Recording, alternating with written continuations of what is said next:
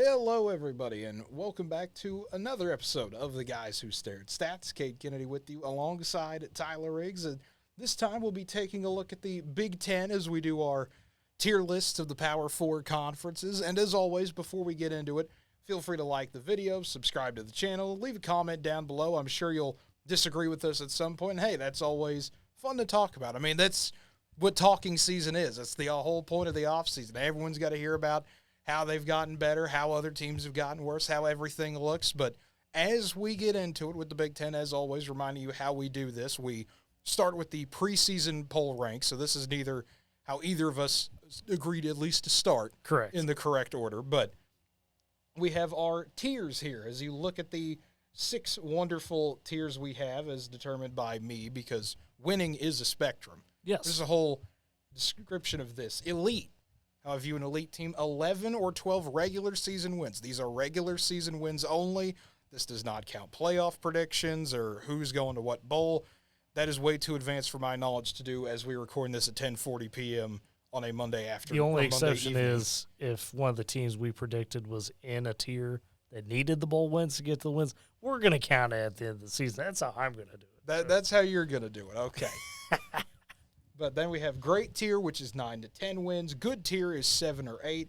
Average is 5 or 6. Bad is 3 to 4. If you'll note in the Big 12 video, bad was 4 to 5. I don't believe in that distinction for the Big 10. You don't like the Hazzies? Big 10 is supposed to be one of the Big 2, them and the SEC. So they get a bad tier of 3 to 4 all to themselves. Horrible is 0 to 2. Now, obviously, that's based off a spectrum for a normal team. If Ohio State had a good season, quote-unquote, 7 or 8, they'd want to throw Ryan Day out of Columbus. I get it. That's a blue blood problem. I understand it. I sympathize with them somewhat because I've had a lot of Ohio State people I've come across in my life. You don't have to appease them. I have to appease them. One of my substitute teachers made Buckeyes as a kid, and they were actually pretty good to have. Man. There you go. That's my only Ohio State sympathizing with them because they're probably not going to like how things are going to go in a little bit. Uh-oh. So we're going to start with Ohio State. Their preseason poll, they're ranked number 1. Ryan Day in his 6th year, 11-2 record last year, 8-1 in the Big Ten. Went to the Cotton Bowl, lost 14-3 to Missouri in what was a very boring, sad game. Ohio State was down to their third-string quarterback. Missouri just kind of got to win by being there, didn't do a whole lot. Ohio State, talent, if I was to list every good player at Ohio State this season, not great or elite, just good, the video would be 5 hours long. It'd be their entire roster. It'd be their entire roster. But, talking about running back, Quinshawn Judkins, Travion Henderson, Emeka Egbuka at wide receiver, Will Howard at quarterback will be interesting to see how that plays out. Talk about defense as well. People like Tyleek Williams, Jack Sawyer, Denzel Burke at corner, Caleb Downs at safety. They are stacked all over the field, and that's not counting other great players as well. But you look at Ohio State's schedule, starts off pretty easy. Akron and Western Michigan, Marshall, Michigan State on the road. Then you get this interesting stretch. You get Iowa at home, which is how to beat a team. And you're just really more trying to shut them down than anything else. You know what their defense is capable of. You know what their offense is not capable of. But it's the game that comes after that that really is going to determine most of the season for them. October 12th, the best Saturday of the year, I think, in terms of games played on that day across all of football, the Buckeyes go to Oregon. That's the game of Ohio State season this year. Not Michigan, but Oregon on the road. That is my opinion on that. You get a bye, you come back, play Nebraska, you go to Penn State, probably going to be a whiteout if they can get it there. Purdue, you know how Purdue goes. You don't like playing Purdue, but It's at home this year, so you don't have to deal with it as bad. Play Northwestern at Wrigley Field this year, Indiana, and then Michigan at home. I will just be blunt. They will lose to Oregon. They will lose at Autzen. Sure. You don't win in that stadium very often as an opponent. I think Ohio State wins every other game. They will beat Penn State in Happy Valley. They will beat Michigan. They will finally get their revenge on Michigan, but they will not beat Oregon. Wow, I just don't think it'll happen. I think Ohio State this year is an elite team. This is one of their best teams, I think, comprehensively they can put together. They're not going undefeated in the regular season. It's ironic that you got their only loss to Oregon because I partially agree. If they're going to lose a game, I think it is the Oregon game. But the deeper irony is the fact that I think Will Howard might have a Bo Nix-type season on his hands, guy that seemingly kind of got pushed out at at Kansas State, right? He'll match up with an old foe and Dylan Gabriel, who they bid up with in the Big 12, of course. Kind of an odd matchup there, my goodness. But, again, hearing great things about Will Howard over the summer. He's come in, and not the guy you thought that Ohio State would maybe pursue to be the next great quarterback for him, but he's been hooked up in terms of their training regimen with legit NFL caliber type of coaches. Talk about guys that have worked with Patrick Mahomes personally. And he's had to make some adjustments. So Ohio State is wide receiver university. I've heard this directly from the grapevine in the sense that at Kansas State, typically a go route, a 9 as they would call it, right, or a fade in some situations. At Kansas State, Will Howard's taking a 5-step drop and releasing that ball. That was the protocol. At Ohio State, they're so dang fast, he gets 3 steps, and then it's got to be out, or else the receivers are too far. So he's made that adjustment. They said as a thrower, he's improved, put better zip on the ball, has better rhythm. If he could kind of learn the ways of Chip Kelly, and I think he's got the skill set to do it, a guy that's not going to be required to chuck it deep every time, will be able to just take what's there in front of him. Well, Howard could all of a sudden look like a much improved quarterback that, dare I say, in a season where there's not a lot of top-flight quarterbacks necessarily, is he a dark horse Heisman guy? We'll find out by the end of the season because I agree. I think they're in the elite tier. Maybe the one lost to Oregon, but other than that, they might skate through, as crazy as to say, through the Big 12 undefeated in the regular season, or the Big 10. My only counterpoint to Will Howard, you're not on the Will Howard talking improvements of him. They were 11-0 with Kyle McCord last year. They don't need Will Howard to be amazing. He doesn't need to be the super improved guy. He just needs to be a quarterback capable of throwing the ball at all times and not being, well, I guess our depends. You talk about Bo Nix. He doesn't need to be early Bo Nix. It needs to be late Bo Nix. If he can be, that's the point. That's your point you're making. But I'm just saying. You're backing up my point. Would you not agree? Will Howard last year was already a much improved quarterback compared to Kyle McCord. I would agree. That's what I'm saying. You're talking about the development. He didn't even really need to develop, but it's good that he did. That's what I'm saying. I mentioned the development simply because they're beyond elite. I think they are a real championship contender. They are one of the teams right there with Oregon. Those two teams in that conference are real championship contenders. Yes, I do agree with that. Speaking of which, that's the next team we're talking about. The Ducks. Oregon. They are preseason number 2. Dan Lanning, year number 3. Last year, Oregon, 12-2 overall, went 8-1 in the Pac-12. They were the second place, went to the Pac-12 championship game, got beat by Washington, the only team to beat them both times in the year, went to the Fiesta Bowl, absolutely blew up Port Liberty 45-6. Talked about Dylan Gabriel, now the quarterback at Oregon. Some people have him Heisman front runner, definitely in that contention to say the absolute least. You look at the receiving core, they have guys like Tez Johnson, Everett Stewart. They're going to have some fun on offense as well with Jordan James at running back, Terrence Ferguson at tight end. And, they've got a good defense, too. It's not just a high-powered offense. It's guys like Jabbar Muhammad at corner. It's guys like Tysheem Johnson at safety. They've got Jeffrey Bassa at linebacker. They're going to have guys all over the field in every position. And you look at Oregon's schedule, what they have put up this year. They've got some interesting, maybe one of the more interesting non-cons you could think of in terms of playing local opponents. You get Boise State at home. Boise State's supposed to be pretty good this year in terms of group of 5 teams go. You go to Oregon State. Hey, look at that. Rivals can play each other after they leave conference. No way. We're told in Oklahoma that's not possible. And, hey, they're playing at Corvallis. That's a great game to see early in the season. It's weird seeing it in September, but I'm glad they were able to keep it. Mm-hmm. You go to UCLA, and then the full Big Tenization begins. Michigan State, Ohio State, at Purdue. We all know how Purdue is, folks, and playing them right after Ohio State is not a fun situation. Yeah. On a Friday, too. You don't even get the full week turnaround from Ohio State. Illinois, at Michigan, Maryland, Wisconsin, and then Washington. And Oregon, I feel weird saying this because it doesn't seem like something I should say. I think they can easily go undefeated. The only game that gives me trouble is Ohio State. I think they go to Ann Arbor and beat Michigan. Not blow them out by any means. Michigan's defense is too good for that. But I think they can win in the Big House year 1. I think they can beat Ohio State year 1.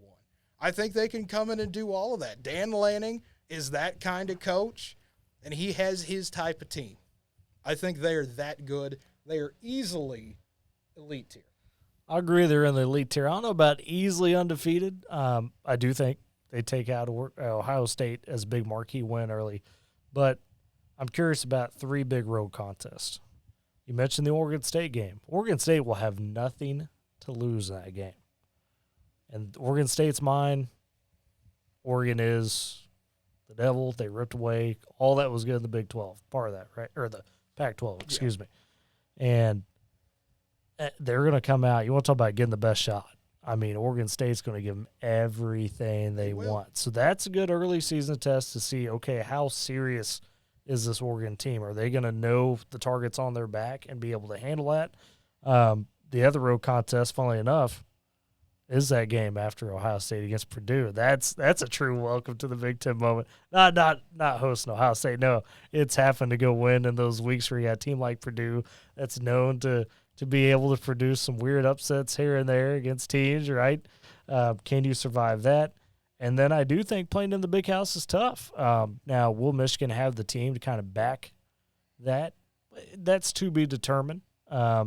But I don't think that's just a walk in and you go win that one year one. That's going to be a little tougher, I think, than what you might give it credit for. So my prediction is they do slip up in one of those 3 games, but they finish 11-1 in the regular season. I don't quite give them the 12-0 nod. I say minimum, worst case scenario I can think of is 10 wins. Yeah. Absolute worst case scenario, something goes horribly wrong. I think, Purdue is going to be a funny game. Friday night after, and they may kill them. Who knows? And I think that's what's going to happen. Oregon State, I think Dan Lanning's a good enough coach to know, hey, we've done this dance before going to Corvallis. We know what happened the last time we were here. Different, team and everything, but still, you had the big lead you blew. I think they can win that game. Michigan is the only one that I feel of those 3 you mentioned there, the 3 non-Ohio State tests, that I can see them losing. I just don't think they will. I think they're just too good. They're too talented on both sides of the ball. We'll get to Michigan. I'll kind of explain more on where I see about that. But either way, we're both in agreement. Oregon, elite tier. Elite. And that will move us to number 3 on the list. It's Penn State. James Franklin in year number 11. Nittany Lions last year, 10-3, 7-2 in conference play. Went to the Peach Bowl, lost to Ole Miss, 38-25. That was a fun back-and-forth game. But this is now Drew Aller, still the quarterback there. Got to see even more improvements. If you want to be an elite team, you want to be one of the best, prove that you can win the Big Ten, this is as good of a year to do it. You've got Oregon coming in. You've got one of the best Ohio State teams coming to your house. You've got a Michigan that's coming off a national championship, lost a lot of pieces.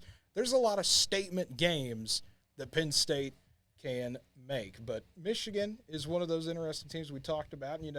Penn State, Michigan would have been a fun game to have, but they don't play this year. What gives Big Ten scheduling? Why'd you do that to us? I would have loved to see that game this year. But, hey, you go at West Virginia to start the year.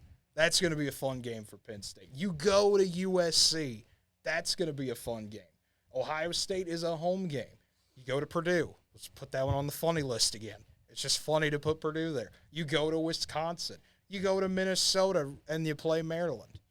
I know how much you love Maryland, Tyler. Nah, you did faded. Love Maryland. They've broke my heart a couple too many times. Love's faded. All right, but either way, you look at Penn State's schedule, and obviously West Virginia, we agree, is going to be a tough game for them to start the year. Yeah. You watch our Week 1 preview video there where we talk about that a little bit. I think they're able to hold on and win that game, but that is, if you needed a wake-up call for whatever reason to start the season, that's your wake-up call. You get it in Week 1. Bowling Green, Kent State, Illinois, UCLA after that. USC is going to be a tough game. It's also on that big October 12th weekend. A lot of stuff going on that day. You get a bye week, and then at Wisconsin before Ohio State. That's brutal scheduling placement. Wisconsin is not going to be the greatest team in the world, but Luke Fickell's going to have Camp Randall ready for that one. This is a Penn State team that is confusing me because I feel like the shot to be really good is there, but that's the same as every year for James Franklin teams. They look like they could be pretty good. They've got a lot of pieces that they can put together. It's just I don't think they will. I still think they'll be, bare minimum 8 wins or something like that. But I just see them more as a great tier team. So you're not feeling maybe the top 10 preseason ranking. I'm not. I think Southern Cal's a losable game. I think Ohio State is. You could throw Wisconsin in there, as a game they lose, or maybe they get caught early in the season at West Virginia. I think no matter what, they find a way to get into that great tier. I think that's what they usually are, though, a 9 to 10 win team. They'll make the playoff probably, because that's really all you need. A 10-2 Penn State, I think, would get in.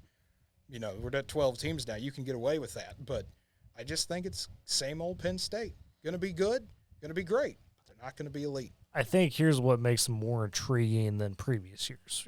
We talked in the Week 0 recap about Preston Stone, right? A highly talented quarterback, decision-making wise, not turnover prone, 28 touchdowns to 6 picks last year. Week 1, though, for SMU was mixed bag, right? The completion percentage, I mentioned that, only career 59% guy. Got to be better than that in the modern-day age of college football. Is that a scheme issue? Is that him? Surprisingly, you look at Drew Aller, the same could be said. Highly touted prospect, right? You got pro scouts saying, hey, this is the guy. We've heard that for the last 2 years. Last year, 25 touchdowns to just 2 interceptions. Not blow your mind, crazy yardage, 2,600 yards. In a system like Penn State has, that's solid. But Cade, 59% completion percentage. If they want to be a serious title contender with the likes of Ohio State and Oregon, they've got to find a way, whether, again, that's him making those decisions that are a little bit more low reward in terms of the completion percentage, or is it a scheme issue? Is there a way to make those throws easier for him? That's where the difference has got to be. You've got to have elite quarterback play, and by all indications, according to pro scouts, Drew Aller possesses those type of talents. Now you've got to be able to show it for Penn State. You've got to find a way to let him shine, because, again, this is a year we've talked about it, where there's a lot of different quarterbacks that can make a name for themselves. Aller could be one of them. They could easily slide up a tier or down a tier based off his performance this season.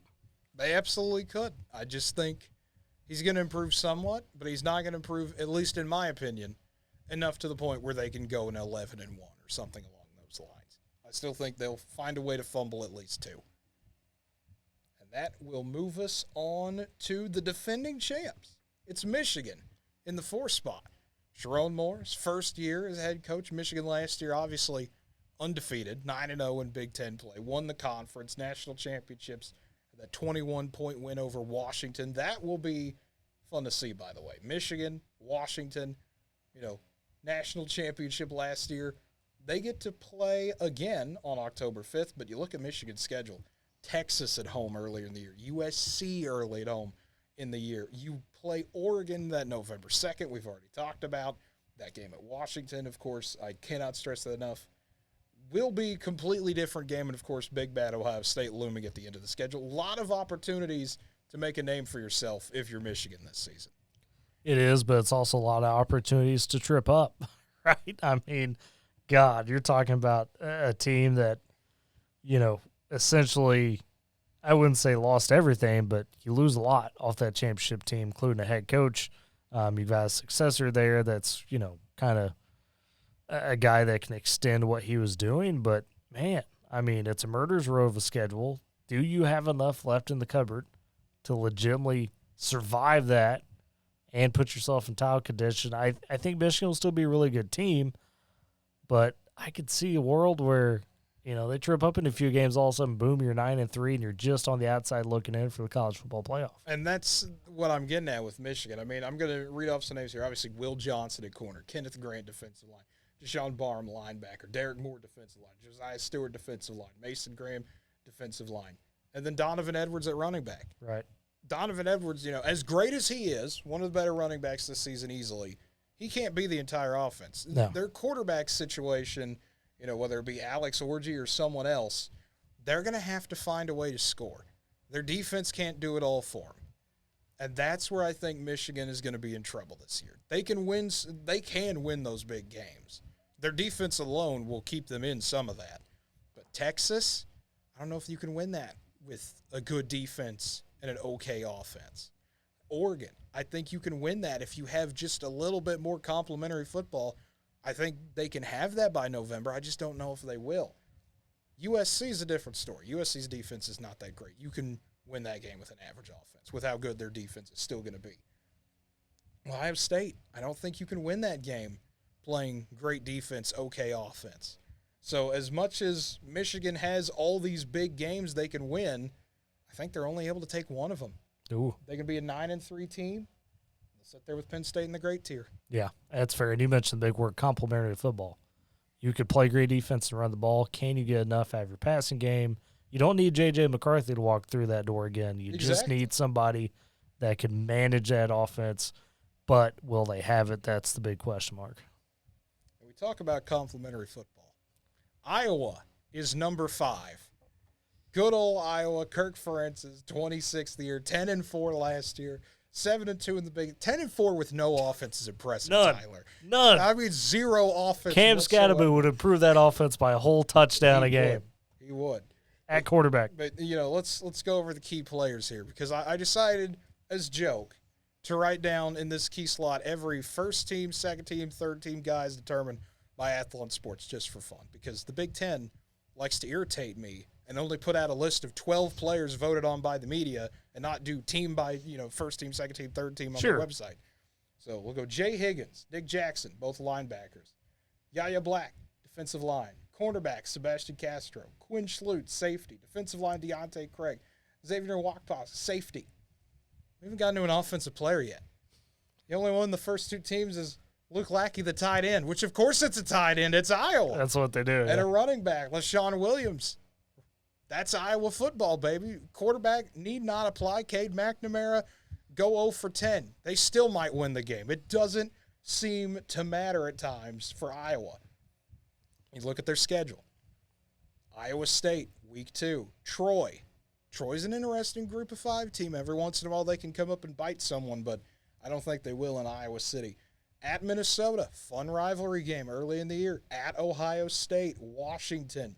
You play Wisconsin in November. You go to UCLA late on a weird Friday night game. You play Maryland. You play Nebraska. Overall, not a bad schedule. It's really not that horrible.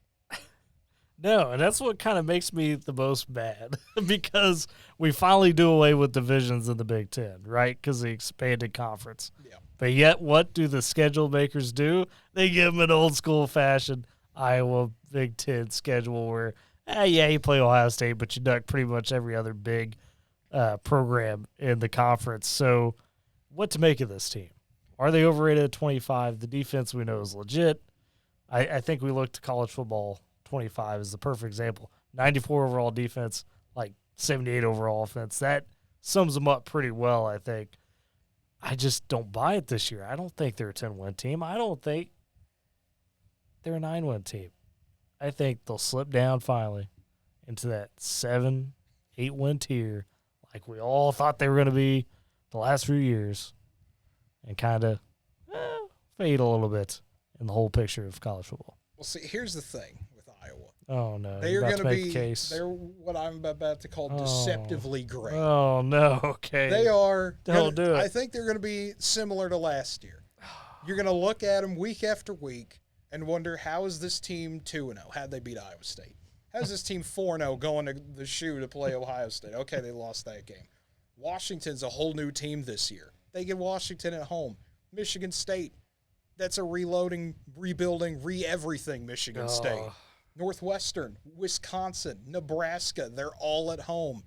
Maryland's getting a bit of a rebuild. That's a road game. UCLA is trying to repair everything. That's a road game as well. Iowa has the possibility.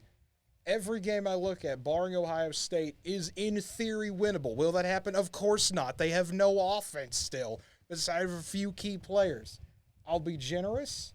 Great tier. Can be 9-3. We'll call them deceptively great because they won't look great when you watch them, but their results will put them in that tier. And it makes me sick because I think you're probably closer right than I am.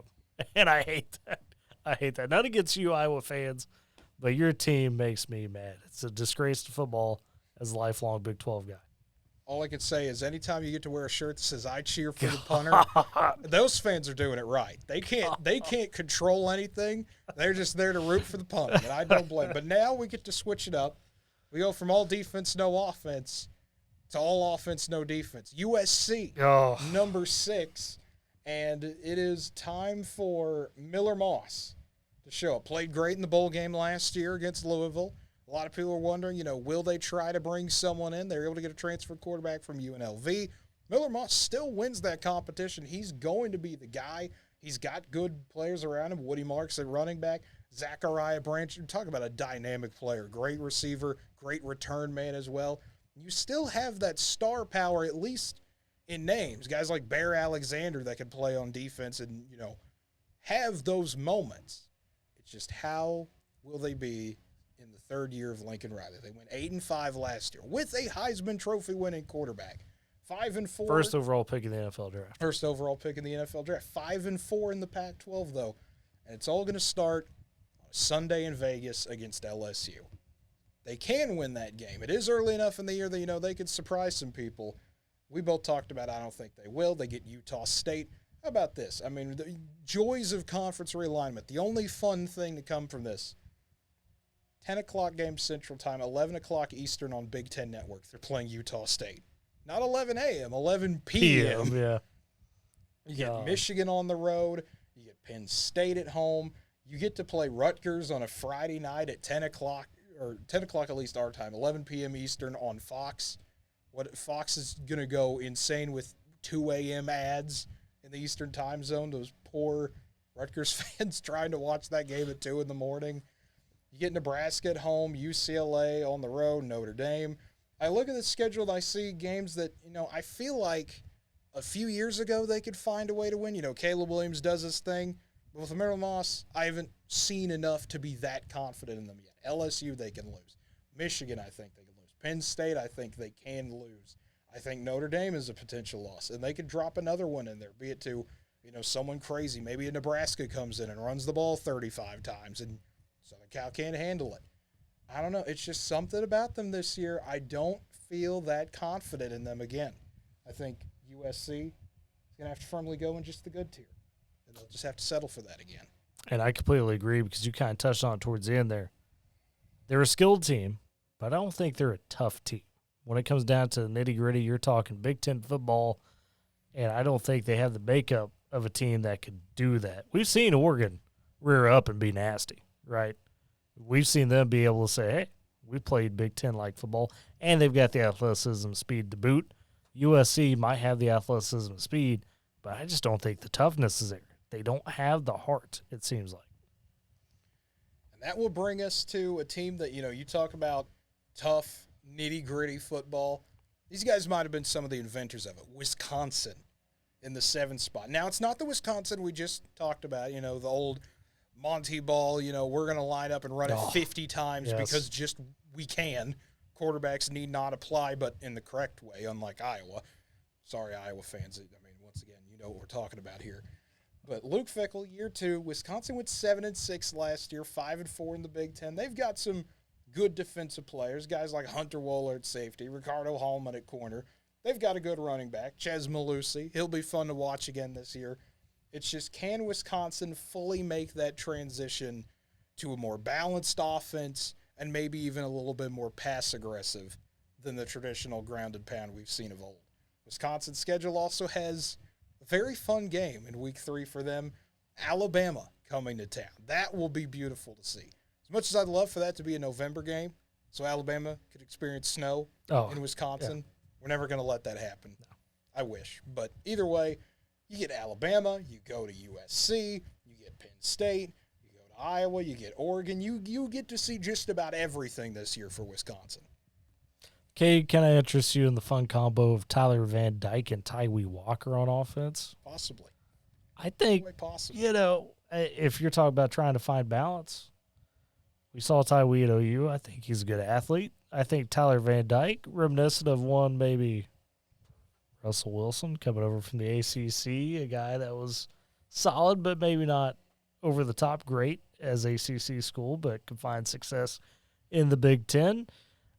The schedule isn't great, right? There's some tough teams on that. You mentioned Bama and some of the other pitfalls. I would like to say this team could achieve 9 wins, but due to scheduling, might be a little tougher to get there. For me, it's a good and a half. I think they landed somewhere between 8, maybe 9 wins, depending on how things go. See, I see them more as firmly right in the good tier.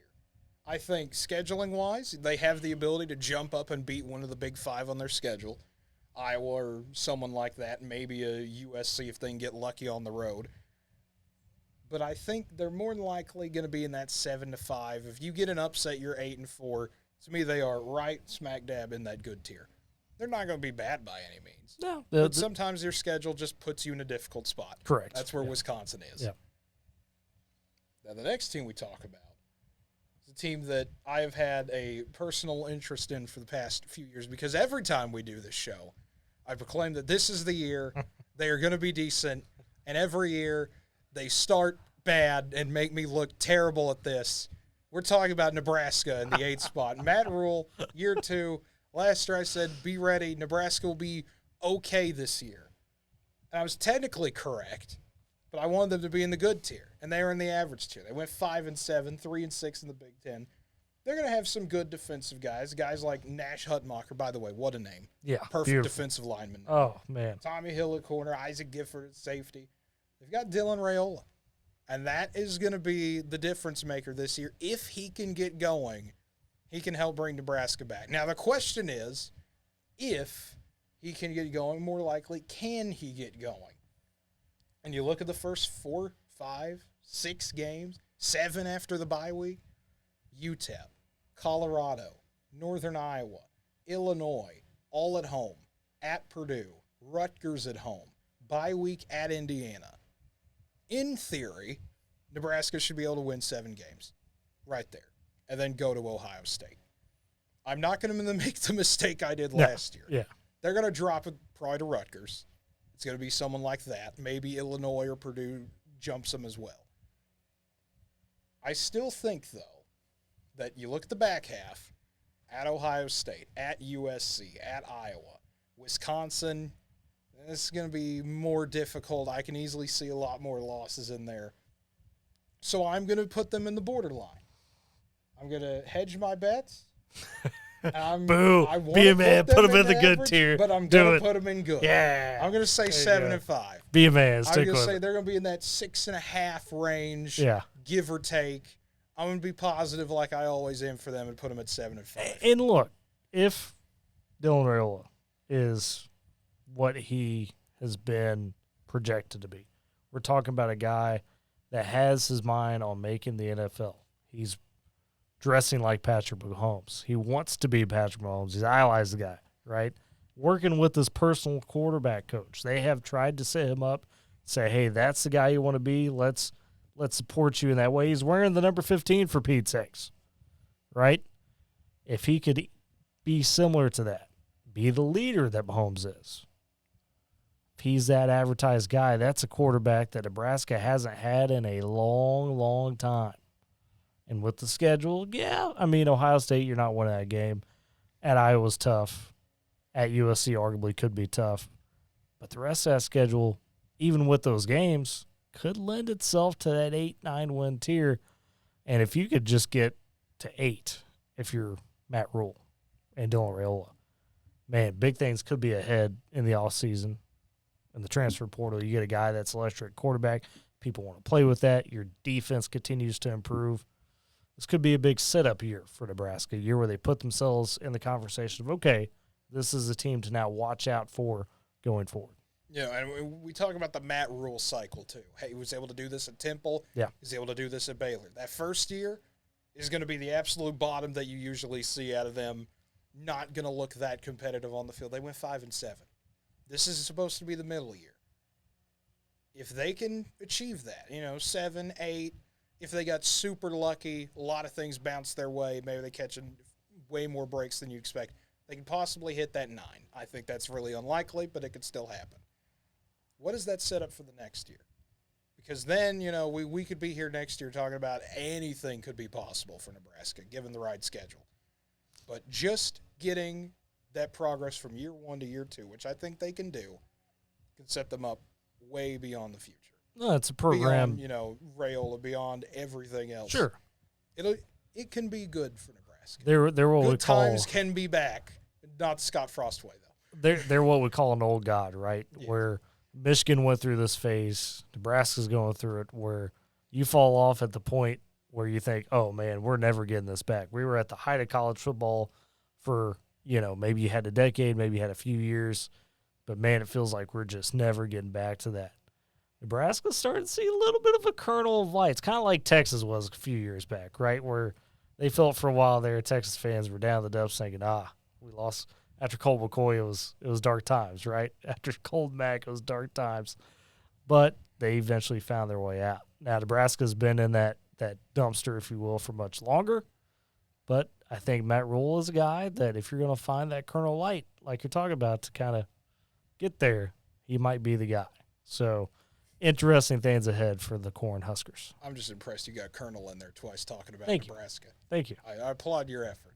But now we got to talk about Rutgers in the 9th spot. Greg Schiano in his technically 16th year at Rutgers. This is his second stint there. 7-6 last year, 3-6 in the Big Ten.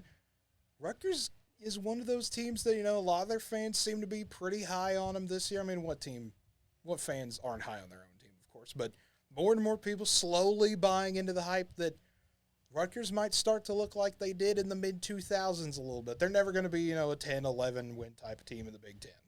And if they do, that's a miracle in and of itself.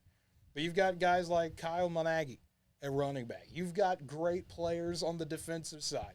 Mohamed Toure at linebacker. Aaron Lewis on the D-line. Robert Longerbeam, another all-name team at corner. This is a Rutgers team that if they can keep getting at it, great run game, good defense, you can switch those around too. Look at this first 6 games here. Howard, Akron, at Virginia Tech, Washington, who's in a rebuild, at Nebraska, Wisconsin. You can win a majority of those easily. Virginia Tech will be super tough. Washington is winnable. That's a home game. At Nebraska, they're still trying to get back at it. Wisconsin, you got them at home. I think if they can get through that at 4-2, that opens up UCLA. That's a winnable game. At USC, that might be a winnable game. Very well could, depending on that point in the season. Then Minnesota, Maryland, Illinois, and Michigan State to end the year. Yeah. What do you notice about that schedule, Cade? One preseason ranked team. Yep. It's USC. Who's they 23. Avoid. Yeah. You avoid Ohio State. You avoid Oregon. You avoid Penn State, Michigan, Iowa. So there is a real chance that if Greg Schiano could continue to build, and Schiano's one of those guys that, for whatever reason, has found a way to just crack that code of saying, hey, I could take a team that's by the stars, by the ratings, not supposed to be great on paper, but get more out of those guys than the average person. They believe, and the schedule really, really lends their way. But can they finish those games? There is a lot of unranked teams on the schedule, like you mentioned. A team like Virginia Tech is just in the receiving votes in the preseason, right? Nebraska, we just talked about, could be, a big year for them. So while it looks like, you only got one ranked team on schedule, there's a lot of coin flip games I still think there. I give Rutgers in the good tier. I think they could achieve 8 wins. Gives them a little room to lose maybe a game they shouldn't, win a game that they shouldn't either. So I think 8, maybe 7, and Schiano will keep building. And that's where I'm at. Rutgers, to me, is similar to Wisconsin. They are firmly in the good tier, where Wisconsin kind of had that opportunity of the schedule hurting them. Rutgers is the opposite. The schedule helps them. If things go the right way, if Virginia Tech maybe underperforms, if Nebraska's not as far ahead as we thought they were, or even if USC has a kerfuffle of a game, so to speak, where they're able to bobble it at home for a while, Rutgers could sneak up and snatch that 9th win. They could. Maybe they a 10th win. Could. There's a get possibility that Rutgers sits somewhere in that great tier. Yeah. As much as I'd like to see it, I don't think it's going to happen this year. I think Rutgers is still in that building process. Sure. They're getting better every single year. But we got to worry about that at some point. New Jersey's invading the Big Ten. It's happening. Jersey comes for everybody at some point in time. But it'll be fun to see. And it's also crazy to see, we talk about that's the 9 team in the Big Ten. And we're still in the good tier. Yeah. It's amazing to see. Deep conference. It's a deep conference. And it gets deeper when you add a team like Washington. Jed Fish, yes, in his first year, but this is a Washington team that is going to look completely different. Last year, 14-1, Pac-12 champions. You make it to the national championship game. You have an amazing season by every single amount. Michael Penix Jr. just slinging it all over the field every single game. And this year's completely different. Nearly everybody is new. You're trying to reboot an entire program that just went to the Natty. That is a difficult job to do, but Jedd Fisch is the type of guy to do that. He just did that at Arizona. Turned them from nothing, getting embarrassed by Northern Arizona at home, to 10 wins in an Alamo Bowl. I mean, there is a realistic possibility. You look at, good linebacker core. Alfonso Tupatala, Carson Bruner. You got Ephesians Prysock at corner. God, that's a name. names. That's an amazing name. If he could translate his name onto the field, put him in the Heisman race, I don't care. But, you've got good receivers as well, like Jeremiah Hunter. You've got Jonah Coleman at running back. Washington still has talent. They didn't lose all of their talent right out the gate. And once again, we're going to see a little bit of it when they play the Apple Cup, September 14th. Once again, hey, what do you know? You play your rivals. You're telling me that contracts are ironclad in the non-conference? It's my shocked face. I'm sorry, we have to throw those shots in there just because we're salty. We got two petty programs at OU and OSU. We can play in other sports, but by God, football, we can't do it. No, cannot be done. But you look at the first two games, Weber State and Eastern Michigan. After Wazoo, it's Northwestern at home. You go to Rutgers on a Friday night. Michigan comes to town. You go to Iowa. You go to Indiana. You get USC at home. You go to Penn State, UCLA at home. You go to Oregon. That back part of the schedule is going to be difficult. It truly is. Oregon, Penn State, I think those are both losses. Michigan and Iowa as well. I think you could even drop that USC game. If you find a way to just stay and hang in the balance there, I think they can be good tier. They could very easily fall on the average, but I'm going to say they hold on to dear life 7-5 and stay just in that good line. I think you give them just a bit too much credit. Not to say that they're a bad team, but I do think they fall in the average tier by way of two reasons. The schedule doesn't do them a lot of favors, right? You got some really tough games there. They're going to be hard not to fall in. And with the mass exodus of talent, whether it be coaching, player-wise, that's tough to fill in a year. We saw it with OU when Lincoln Riley left town. So I think they'll fall into that average tier. They'll be competitive across the board.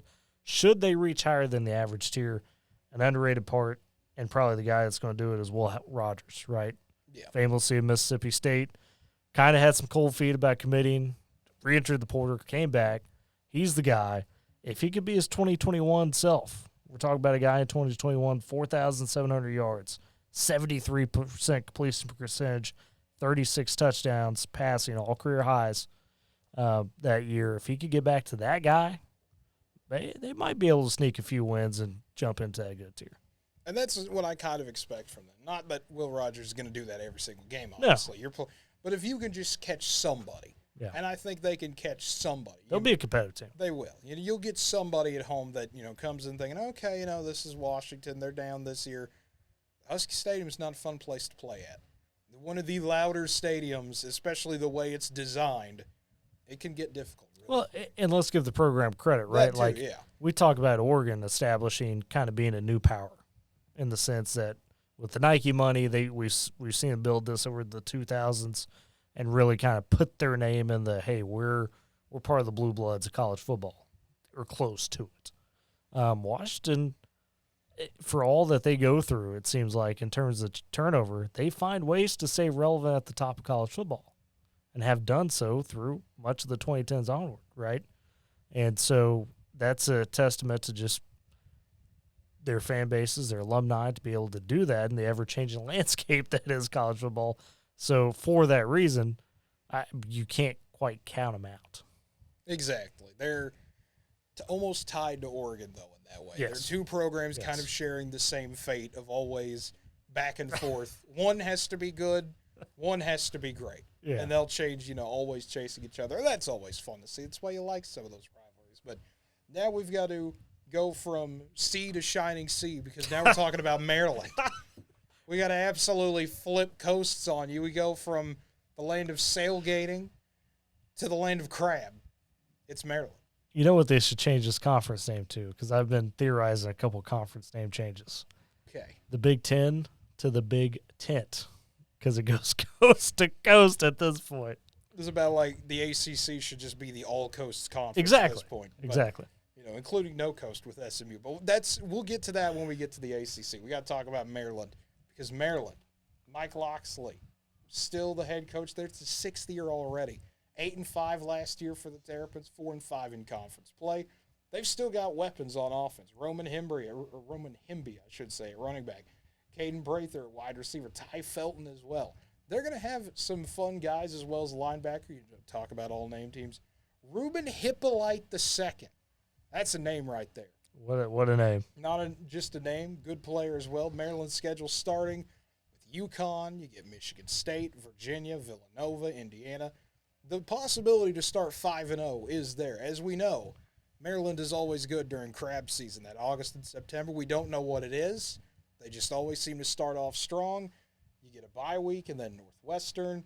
They start to go off the rails a little bit. USC at Minnesota, at Oregon, Rutgers, Iowa, Penn State.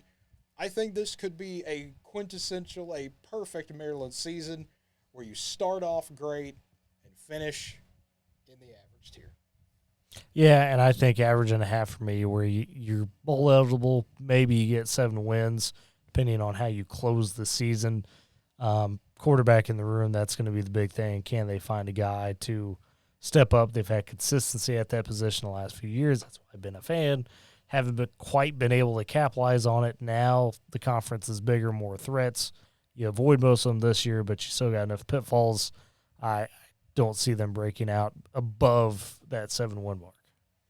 I don't either. It's just as much as I would like to see Maryland continue the 7-8 wins they've consistently been at, that back part, like this entire November, is just ridiculous. 3 top 25 teams, Rutgers as well. Before that bye week, you got to go to Minnesota after playing USC. It's just going to get more and more and more downhill from there. And, I mean, by that point, injuries might be piling up. Your depth starts to get tested a little bit. You got to keep running out and just trying to hold on for dear life as the competition gets tougher, and that is usually never a good sign.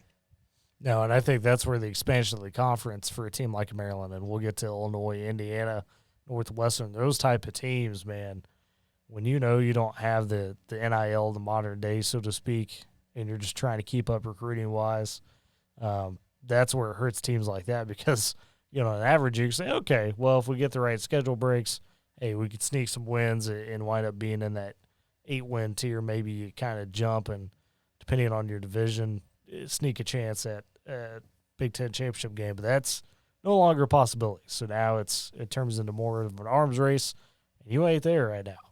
Yeah, and another team kind of caught in that battle, sitting in the 12th spot, it's Minnesota. PJ Fleck, 6-7 last year, 3-6 in the Big Ten. PJ Fleck is 8th year already at Minnesota. Time just flies sometimes. 2019, Minnesota upsetting Penn State, the big deal there to stay undefeated. That feels like yesterday still. But you look at Minnesota, they've got some talent. They absolutely do. A lot of it on the defensive side. You've got Ja Joyner on the D-line, Justin Wally at corner, Cody Lindenberg as well at linebacker. You've got Daniel Jackson, a wide receiver, Darius Taylor running back. You've got weapons all across the field. You start with North Carolina on a Thursday.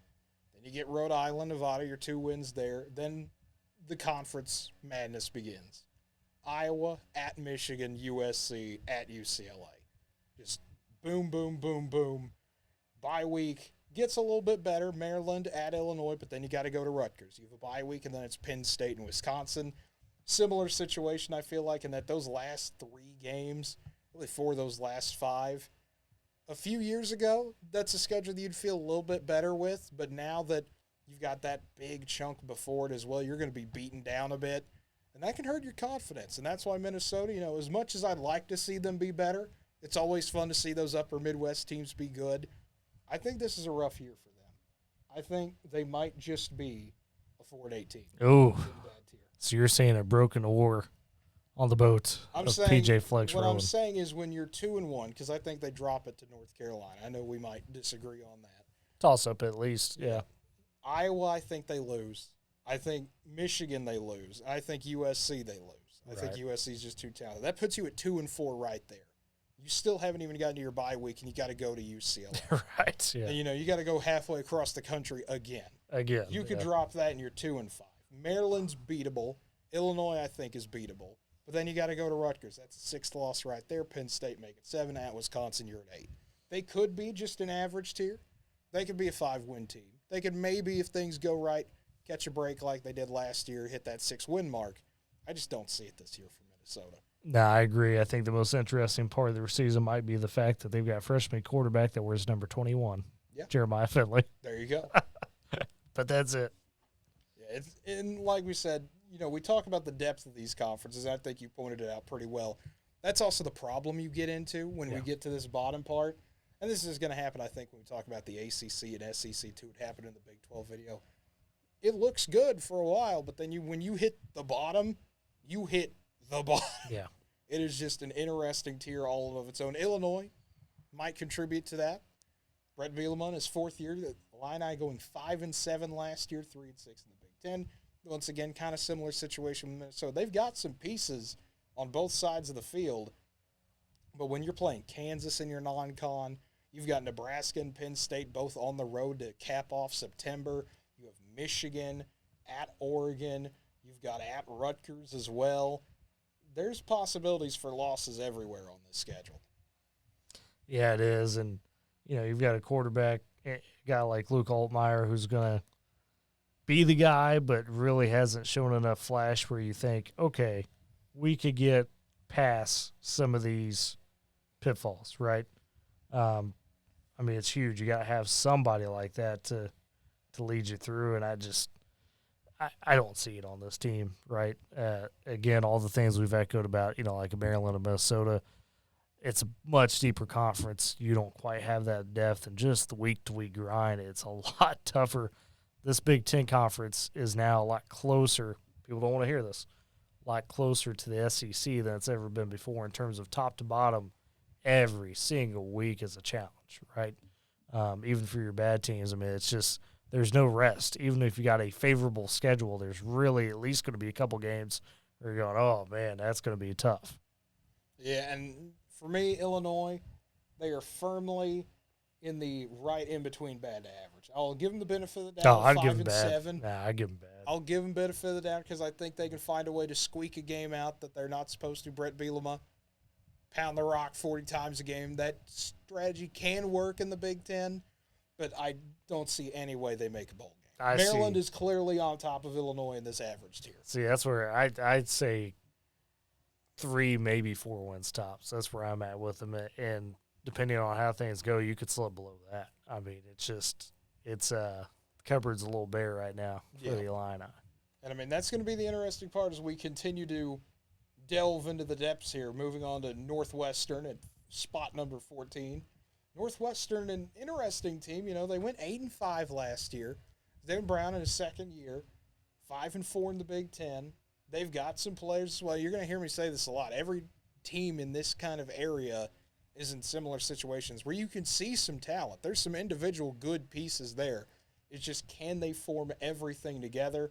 You look at their schedule, start out, Miami of Ohio at home, you get Duke, go to Washington, at Maryland, Wisconsin, on the road at Iowa, Ohio State and Michigan, both in November. You end it with the fun Wrigley Field game against Illinois. But, 2 games at Wrigley Field might be the most interesting thing about Northwestern this year. This is a team that last year we really thought with all that was going on off the field that it was going to be a rough year. And I think they really banded together and were able to put all that behind them and have kind of a feel-good year despite a lot of kind of what was darkness that started that season for them. And, yeah, you got Ohio State, you got Michigan on schedule, you got Iowa like you mentioned. But considering what we saw last year, I think they're at least in the average tier, and maybe they slip up into that good tier should a USC, should a Wisconsin, Nebraska, one of those teams slip a little bit and aren't as good as we think they are. I think Northwestern kind of rises above some of those expectations and puts themselves at least in bowl eligibility. And I'm in the similar idea in that they're average tier. I think they firmly are. I think they're at least a 5-win team. Will they get to that 6th win, though, is the question, because I look at games like Illinois at the end of the season. That's a game that, in theory, you should win that game. I think they're the better team. But, you're Playing at a neutral site, that's a rivalry game. Crazy things can happen. At Purdue, that's a game you should win. Purdue is not going to be that great again this year. We've seen Northwestern slip those games up before, whether they be good or bad. Same with Indiana at home. Same with even, a goofy game like Miami of Ohio to start the year. Northwestern always kind of seems to have one really good win that stands out and one really bad loss that stands out. If it's a similar year in that track pattern, I could see a 5-7 team. I could see a 6-6 team as well. But now we have entered the bottom four.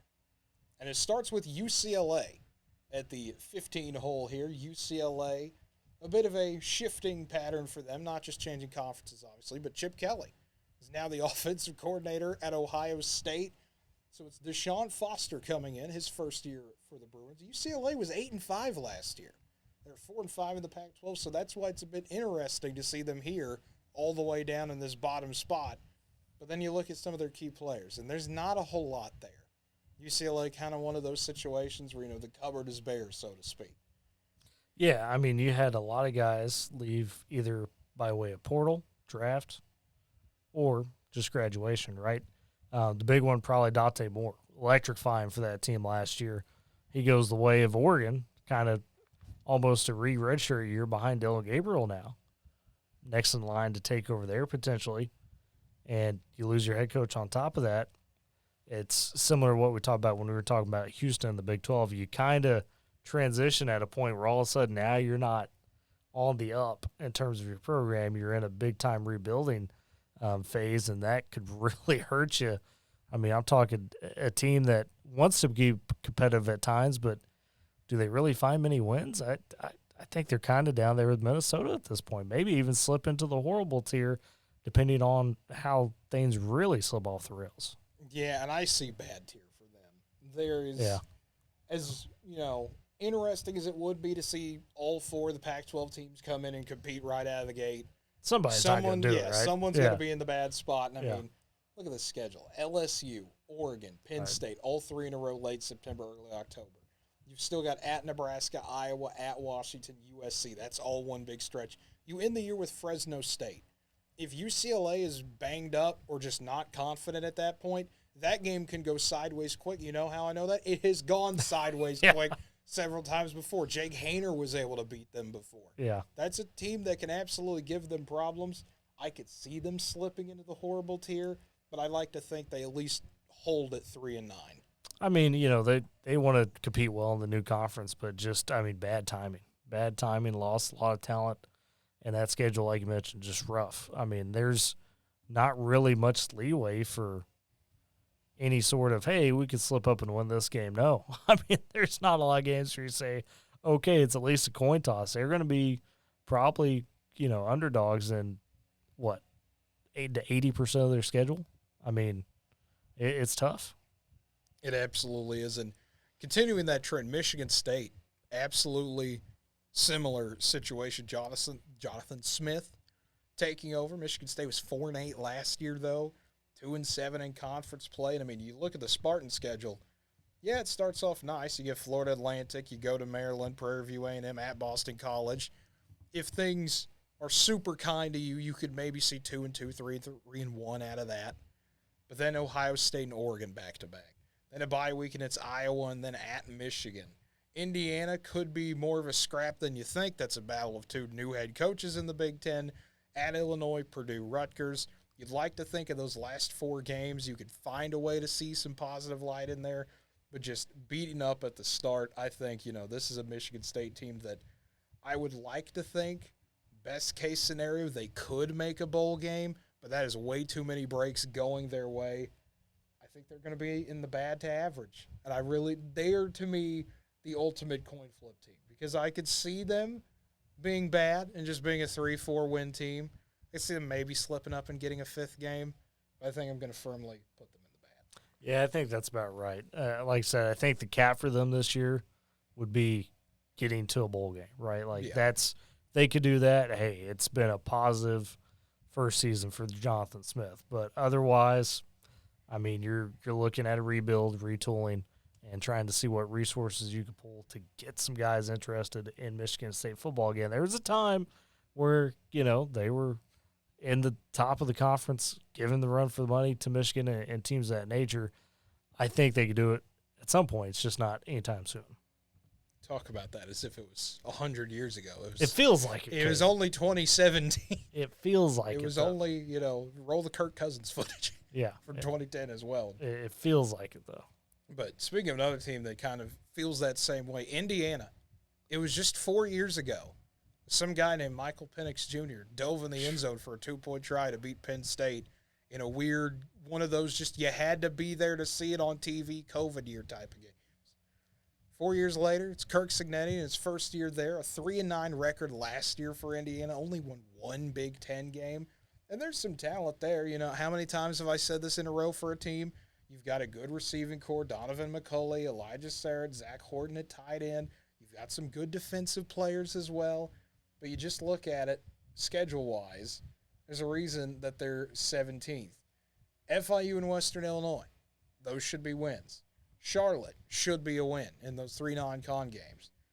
But UCLA's on the road. Northwestern's on the road. Maryland is at home, but so is Nebraska and Washington. Michigan State, that's a winnable game, but it's on the road. Then you end with Michigan, Ohio State on the road, and your rival Purdue.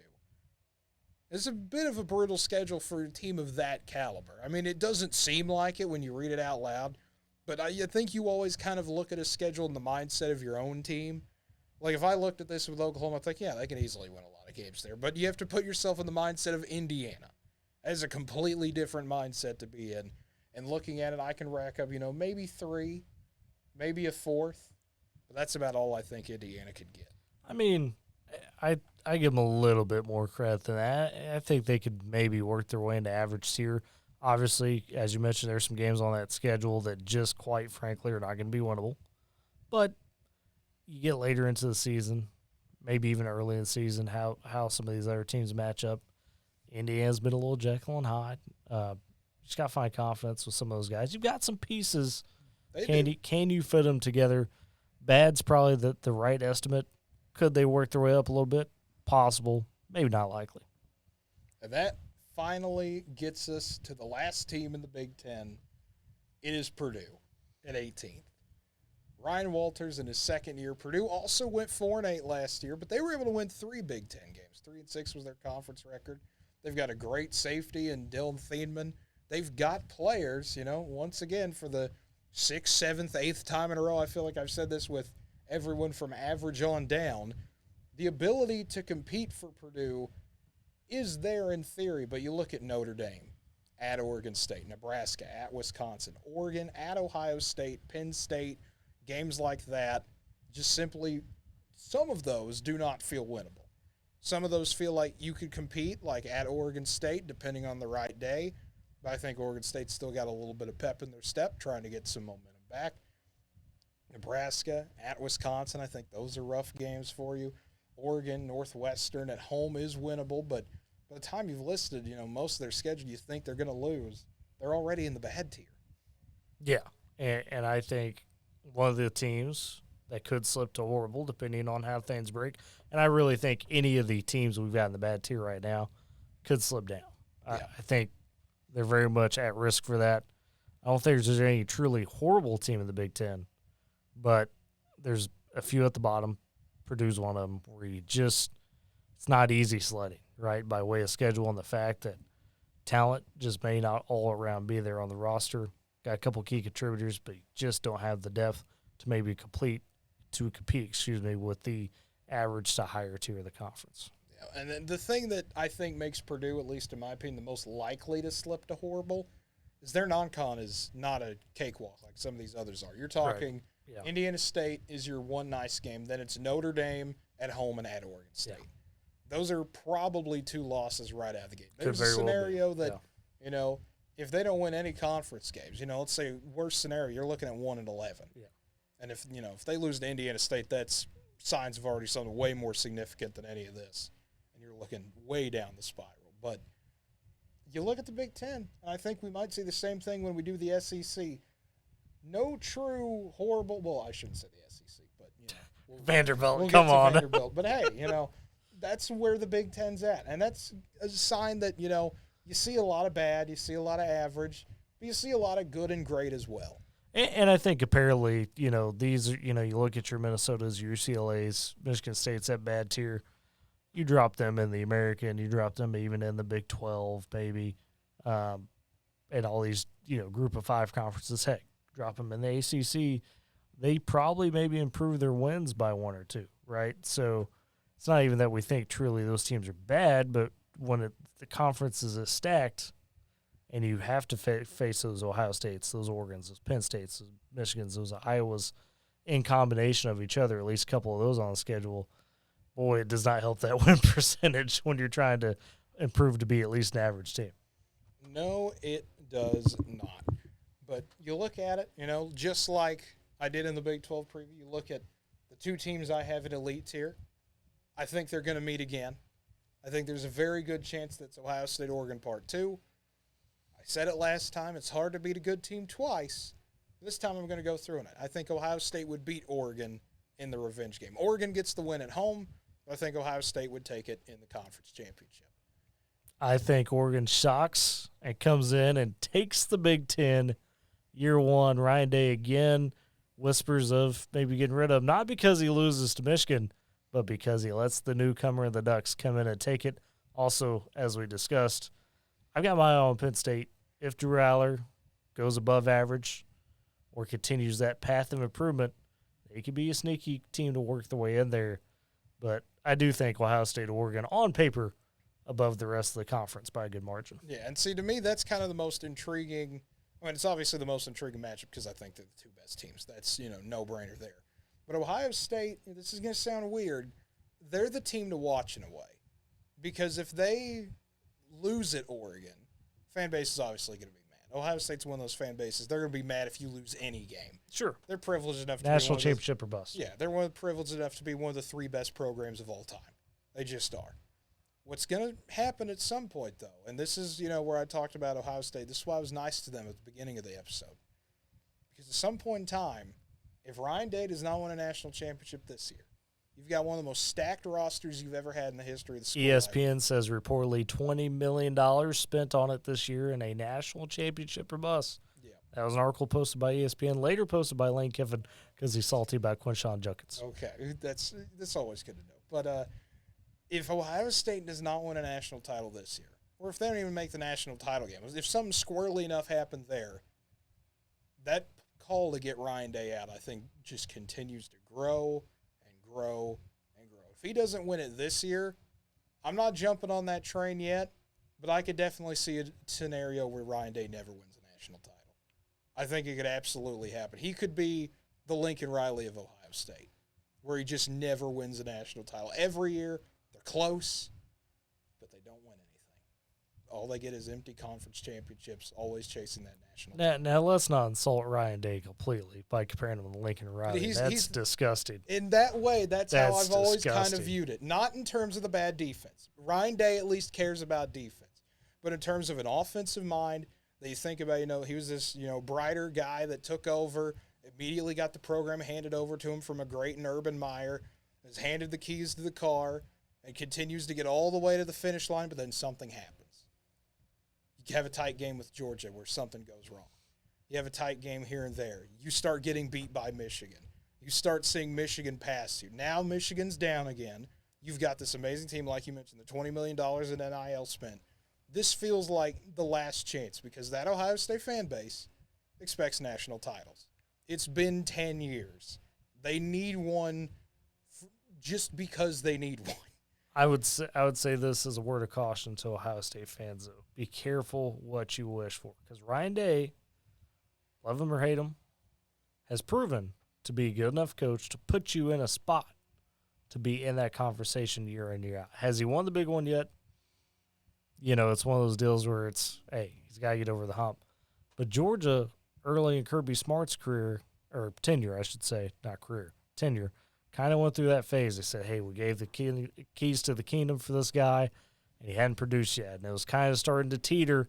So he was building those recruiting classes, yet they were coming up a little empty still to Alabama. And he got there, right? And now look where they're at. And that's why I use Lincoln Riley as the example. Not because I don't think Ryan Day is going to bolt and leave in the middle of the night. What I think of it is Lincoln Riley, especially the 2021 season, at least, being at games in Norman, there was this growing sense of, okay, maybe we don't want this guy here anymore. Yeah. We could see that we've hit the peak, and you start getting worried about when that decline is going to come in. This might be Ohio State's peak. This might be their 2017 Oklahoma. This might be if they don't win this thing now, you start to worry about how many 12, 13, 14 win seasons can we get being right there at the door, but not winning. But here's my counter to that, and I get the point you're making. The difference is, I think, primarily, is that with Lincoln Riley at OU, there was cracks in the foundation, right? There were things where you looked at it and you said, okay, the defense is smaller than it needs to be. It's not as tough as it needs to be. The offense, while dynamic, still has its hiccups. I think Ryan Day's only fault, for the most part, is that they've had a few things go against him. You think back to that, our good friend Trent Caldwell will talk about this one until he's blue in the face, the Clemson call where got a receiver arguably fumbled, they said incomplete.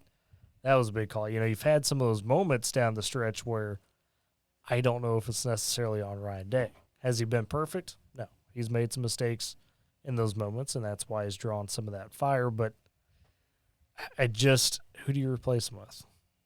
Who do you find that could step in and say, okay, I'm going to pick up and I'm going to get you over the hump? That's hard to do. Why do you think Oklahoma State has not moved on from Mike Gundy? Exactly. And see, I agree with you on that part. I'm just saying that is what I see. Whether I think it's wrong or right, that is what I see. Ohio State fans, if you're watching, let us know. Give us your thoughts on it right now. I actually do want to hear, because I know there are people in the fan base that at least, and sometimes it's just overreactionary where, scrolling social media after, the Michigan games the past few years. The first time it happened, it's like, well, that sucked, but they haven't won in so long. You're mad that you lost, but at the same time, there was no, we need to fire anyone. After last year, some of those people might be the more diehards that aren't thinking clearly because they just lost to their rival. Well, but how much change is with the Stallions gate, if you will? Because now that's more known. Yeah. How does that change the narrative all of a sudden where people go, okay, well, can he now go beat Michigan without the whole supposed, spying operation going on? I think that might help them in the long run for the narrative, especially if they go and win this year against Michigan. Yeah. And even if they don't win the title, but they go to the Final Four and you're a play away from making the national championship game, where you make it and you come up just a bit short. That's why this is a big year, I agree, but I think the public perception could change a little bit kind of on that. It could. It very well could. But, hey, that's why we play the games. That's why we play the games. That's why we play the games. As always, folks, thank you for watching. Feel free to like the video, subscribe to the channel, leave a comment down below, especially after all that Ohio State discussion here at the end. I really would like to hear from people about that because I don't know if I've just, been terminally online for too long, that I've lost disconnect from reality and maybe have just seen the most unhinged Ohio State fans live. Or, I don't know if that's a majority opinion up there in the state, but either way, I would like to see a little bit more. But, hey, folks, it is almost football season. We are almost here. We don't have to hear about us talking in circles about other stuff anymore. It's finally time that we get to see the games played. And that's always a beautiful thing. Get an offense, Iowa. There you go. That too. But, folks, as always, have a good one, everybody.